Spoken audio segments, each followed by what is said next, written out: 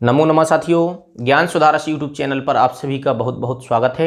आज हम कारक परिचय के बारे में चर्चा करेंगे। पिछली वीडियो में हमने कारक की परिभाषा और उसके भेद के बारे में समझा था।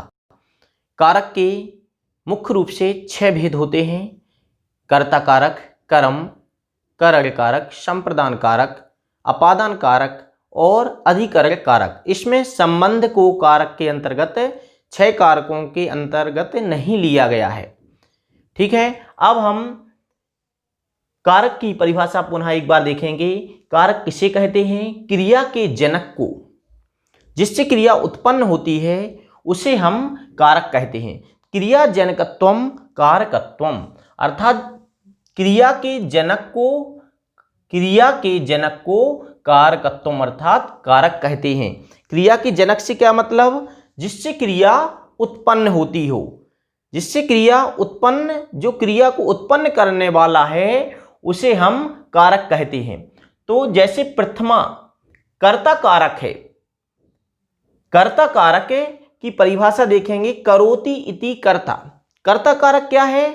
करोति इति कर्ता, अर्थात जो कार्य को करता है उसे हम कर्ता कहते हैं। और कर्ता में प्रथमा विभक्ति होती है।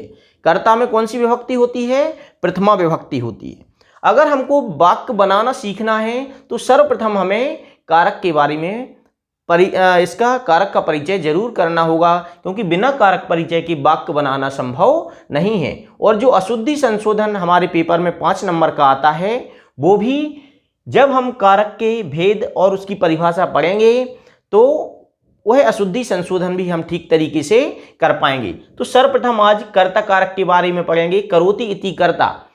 करोति इति करता है, जो करोति करता है, इति करने वाले को हम कर्ता कहते हैं। और कर्ता में प्रथमा विभक्ति होती है। जैसे यहां पर मैंने उदाहरण के लिए लिखा है, बालकः पठति, बालक पढ़ता है।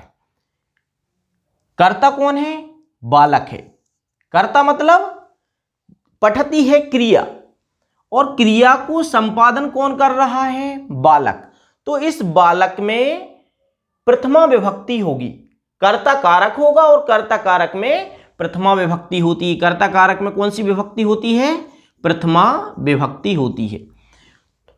करोति इति कर्ता, तो कर्ता कारक में प्रथमा विभक्ति यहां पर हमने लगाया। तो बालकः पठति, बालक में प्रथमा विभक्ति एक वचन। अब प्रथमा विभक्ति एक वचन है तो एक वचन के हिसाब से भी ही क्रिया लगेगी। तो बालका, जैसे राम शब्द के रूप रामः रामौ रामः, तो यहां पर बालकः प्रथमा विभक्ति एक वचन। प्रथमा विभक्ति जब एक वचन है तो क्रिया भी कौन सी लगेगी? प्रथम पुरुष एक वचन की क्रिया लगेगी। कौन सी क्रिया लगेगी? जब प्रथमा विभक्ति एक वचन है तो यहां पर भी एक वचन की क्रिया लगेगी। तो पठति, पठता, पठन्ति, तो यहां पर पठति जो है वो प्रथम पुरुष एक वचन है। अर्थात कहने का मतलब है कि कर्ता के अनुसार यहां पर क्रिया होगी। कर्ता प्रथम पुरुष एक वचन का है तो क्रिया भी एक वचन की होगी। बालकः पठति, बालक पढ़ता है, बालक पढ़ता है। प्रदीपा, प्रदीपः गायति, प्रदीपः में प्रथमा एक वचन का है तो वहां भी क्रिया एक वचन की लगेगी। प्रदीपः गायति, प्रदीप गाता है। मोहिनः खादति, मोहिनः खादति, तो यहां पर मोहन एक वचन का है तो क्रिया भी एक वचन की होगी। यहां पर हम और भी एग्जाम्पल देख सकते हैं, जैसे बालक खेलते हैं, बालक खेलते हैं, तो यहां पर क्रिया भी क्या आ जाएगी? बालक खेलते हैं। अब एक बालक तो है नहीं, बहुत सारे बालक खेल रहे हैं, तो यहां पर जैसे बालक एक था तो इसमें एक वचन था, अब यहां पर हम बहुवचन लगाएंगे, बालकः बालकौ बालकः, तो क्या बनेगा, बालकाः खेलन्ति या क्रीडन्ति। यहां पर खेलते हैं तो इसमें क्या आ जाएगा, क्रीडन्ति, क्रीडन्ति, अर्थात बालक क्या करते हैं, खेलते हैं। तो यहां पर कर्ता कारक, कर्ता कारक और कर्ता कारक में प्रथमा विभक्ति, ये आज हमने यहां पर समझा। तो कर्ता के हिसाब से ही क्रिया होगी। कर्ता द्विवचन का है तो क्रिया भी द्विवचन की होगी, कर्ता बहुवचन का है तो क्रिया भी बहुवचन की होती। जैसे पेपर में आता है कि बालकः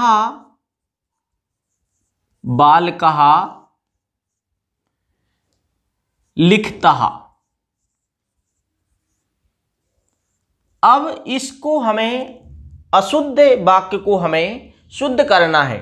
तो अब हम कैसे इसको शुद्ध करें, हम देखें कि कर्ता के हिसाब से क्रिया चलती है। अगर कर्ता एक वचन का है तो क्रिया भी एक वचन की होगी। तो यहां पर लिखती, लिखती, लिखता, लिखंती, यहां जो लिखता लिखा है वो द्विवचन का लिखा है। तो इस वाक्य को हम सुधारेंगे कैसे, बालकः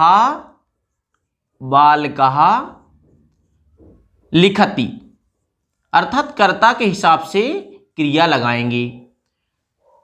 किसी भी प्रकार का और भी उदाहरण है उसमें हम देखते हैं। तो हमेशा ध्यान क्या रखना है, कर्ता के हिसाब से क्रिया लगेगी। कर्ता एक वचन का है तो क्रिया भी एक वचन की होगी, और कर्ता अगर बहुवचन का है तो क्रिया भी बहुवचन की होगी। अब देखते हैं हम कर्म कारक को। कर्म कारक किसे कहते हैं, कर्तु ईप्सित तमम कर्म। संस्कृत में एक सूत्र है, कर्तु ईप्सित तमम कर्मो, अर्थात कर्ता को जो अच्छा लगे, ईप्सित, ईप्सित मतलब अच्छा लगने वाले, प्रिय लगने वाले वस्तु में कर्म कारक होता है। कर्ता को जो अधिक प्रिय है उसमें कर्म कारक होता है। कर्ता को जो सबसे ज्यादा प्रिय है उसमें कर्म कारक होगा। जैसे सः विद्यालयं गच्छति, सः विद्यालयं गच्छति।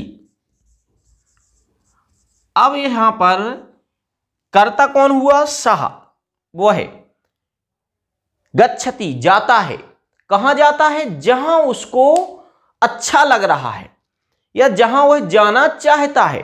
तो कर्तु ईप्सित तमम, कर्ता जिसको ईप्सित अर्थात चाहता है या जहां पर जो करने के लिए चेष्टा करता है उसमें कर्म कारक होता है। और कर्म कारक में कौन सी विभक्ति होती है, द्वितीय विभक्ति होती है।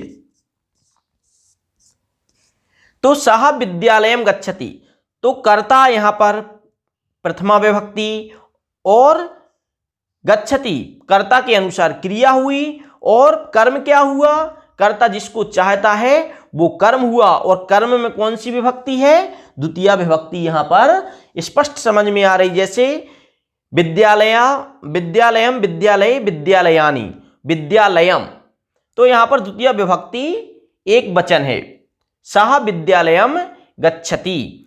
और भी किस उदाहरण को हम देख सकते हैं कि जिसमें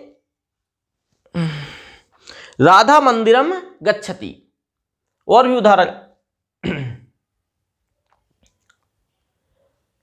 उदाहरण हम देख सकते हैं, जैसे राधा मंदिरम गच्छति, राधा मंदिर जाती है। तो राधा कर्ता हुआ, क्रिया उसने की है गमन करना। तो राधा गच्छति, राधा जाती है, कहां जाती है, कर्ता ईप्सित, कर्ता को जहां अच्छा लग रहा है वो मंदिर जाना चाह रही है इसलिए मंदिर जा रही है। तो मंदिर जा रही है इसलिए मंदिर में द्वितीय विभक्ति लग जाएगी। अब जैसे मोहिनः पुस्तकं पठति, मोहिनः पुस्तकं पठति, मोहन पुस्तक पढ़ता है। मोहन को क्या करना अच्छा लग रहा है, मोहनः कर्ता और क्रिया, कर्ता के अनुसार क्रिया हुई, और कर्ता जिसको चाहता है वो कर्म कारक हुआ, पुस्तक जो है वो कर्म कारक हुई, और पुस्तक में द्वितीय विभक्ति लग जाएगी, मोहिना पुस्तकम पठति।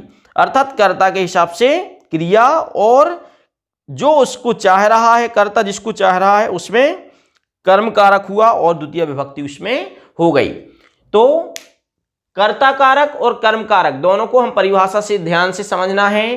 कर्ता जिसको चाहता, करोति इति कर्ता, जो कार्य को करने वाला है उसे हम कर्ता कहते हैं और कर्ता में प्रथमा विभक्ति होती है और कर्ता के हिसाब से ही क्रिया होती है, ये हमें हर जगह याद रखना है। अब कर्म कारक, कर्म कारक किसे कहते हैं? कर्तु ईप्सित तमम कर्म है, कर्ता जिसको ईप्सित अर्थात चाहता है उसमें कर्म कारक होता है और कर्म कारक में द्वितीय विभक्ति होती है। जैसे यहाँ पर हमने एग्जाम्पल के माध्यम से देखा कि सह विद्यालयम गच्छति, राधा मंदिरम गच्छति, मोहिना पुस्तकम पठति, इस प्रकार कर्म कारक हुआ।